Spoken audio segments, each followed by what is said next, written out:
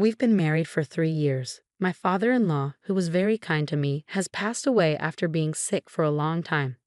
He died peacefully with his family around him.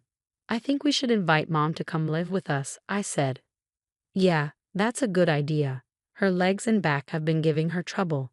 And since I work from home, I can help her a lot, my spouse agreed. So we decided to ask my mother-in-law to come live with us. My spouse told the family about our plan before the funeral. Why are you saying that? You just asked your mom for her savings of $2 million, didn't you? One family member said.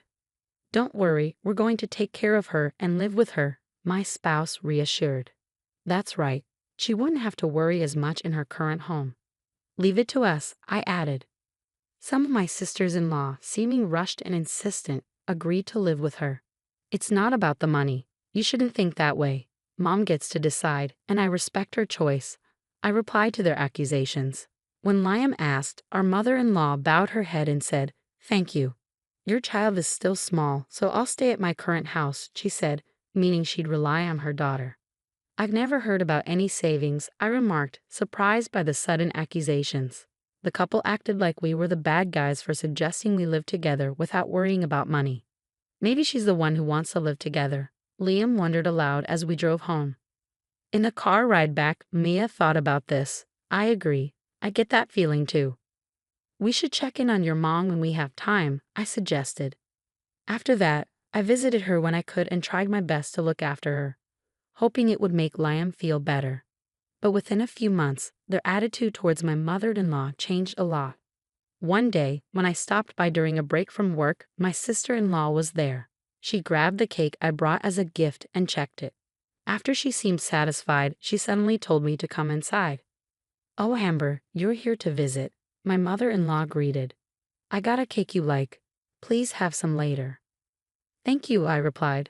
I noticed she was wearing the same clothes as yesterday. If doing laundry is hard for you, I can take it home, wash it and bring it back, I offered.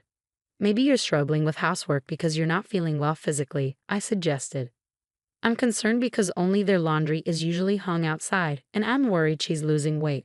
If she's eating 3 meals a day, this shouldn't be happening. I'm fine, Emma, thank you, my mother-in-law insisted, trying to avoid worry. But, I persisted, you keep coming every day. Sarah, my sister-in-law, interrupted me and looked at her own mother, as if she were something dirty. Sarah, you promised we'd take care of Mom, didn't you? I reminded her. So what? She snapped back. Exactly. At that time, she refused our offer because she said we'd take care of her. But what's really going on with my mother-in-law's situation? I wondered aloud. Because Mama's savings were used to buy a new car, so now she's a poor old woman with no money. Get it? You wanted to call her in, but it costs money now, so you don't want her anymore, Sarah accused, her tone accusatory. What the heck, saying things like that? I exclaimed, feeling guilty for not taking my mother-in-law in earlier. She sat behind me, looking uncomfortable. She's your real mother. It's shocking that you can talk about money like this, especially after she spent her hard-earned savings. Please be careful with your words when you say you don't need her. Please think more about Mom, I urged. You're so annoying, Sarah grumbled, seeming unwilling to have a reasonable conversation. Not wanting to make things more uncomfortable, I called Liam to explain, and we decided to bring her to our house starting today. I quickly packed her things, got her into the car, and drove her to our house. My sister-in-law didn't seem to realize how insensitive she was being, and my mother-in-law was surprised by how quickly I acted.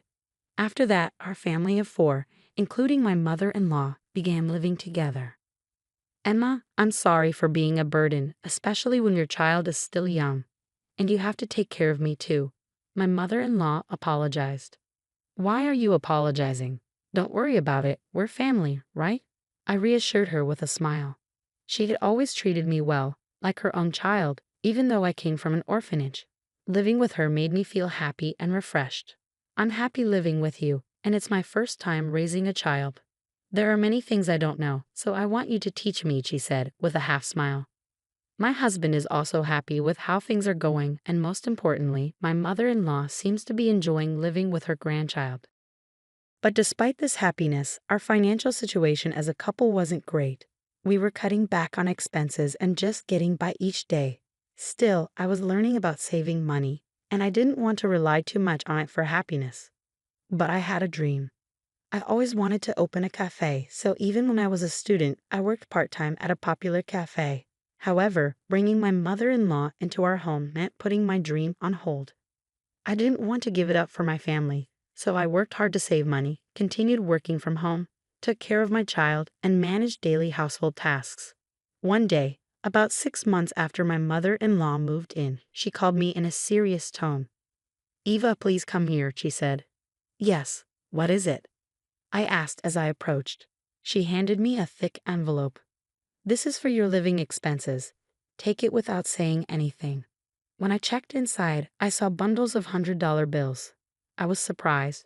Wow, is this money? I've always been good at saving. I have a habit of keeping bundles of bills, she explained calmly.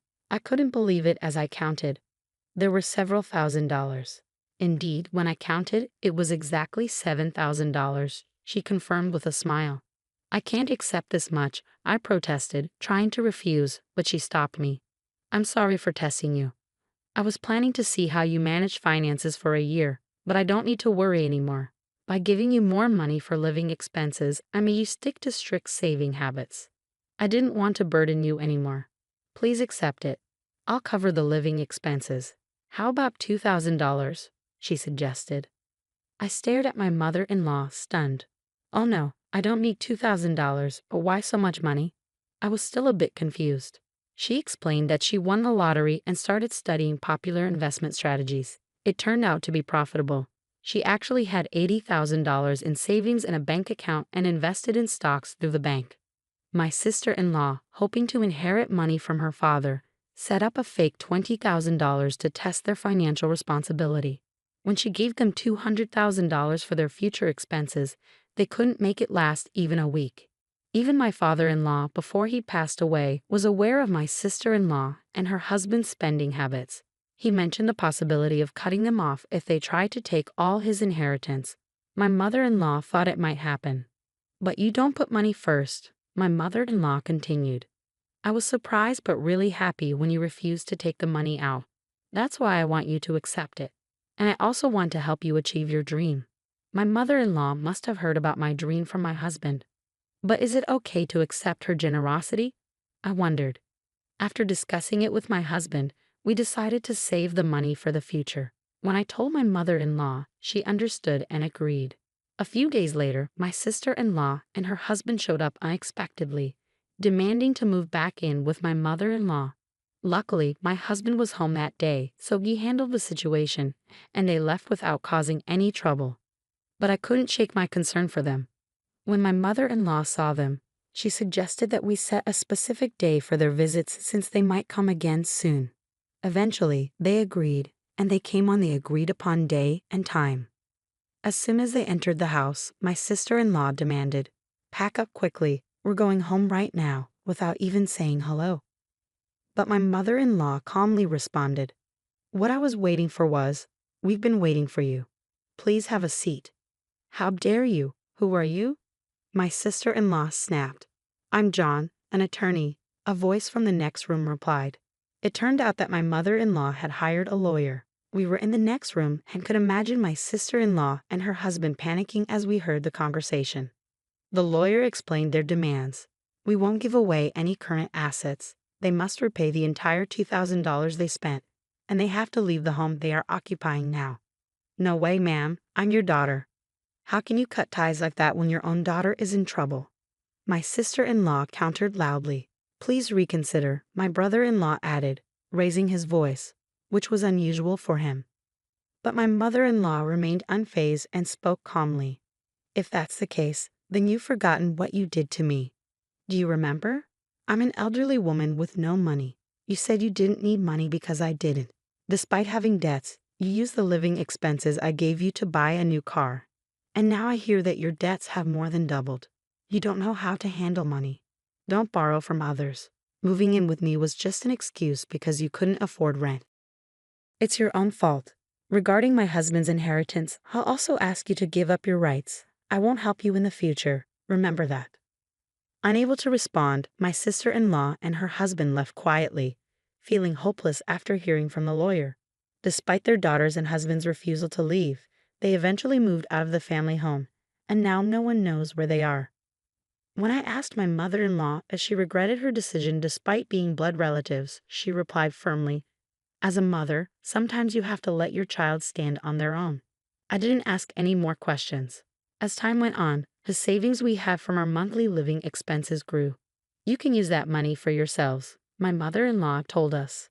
After discussing it with my husband, we decided to use it for a family trip we had been putting off and as capital to open the cafe we had always dreamed of. With my mother-in-law's support, we took a step toward our dream that we had been hesitant to pursue. Despite facing many challenges leading up to the opening, we managed to overcome them together. As the grand opening approached, my husband quit his job at the wholesale company to help me source materials for the cafe and speed up the preparations.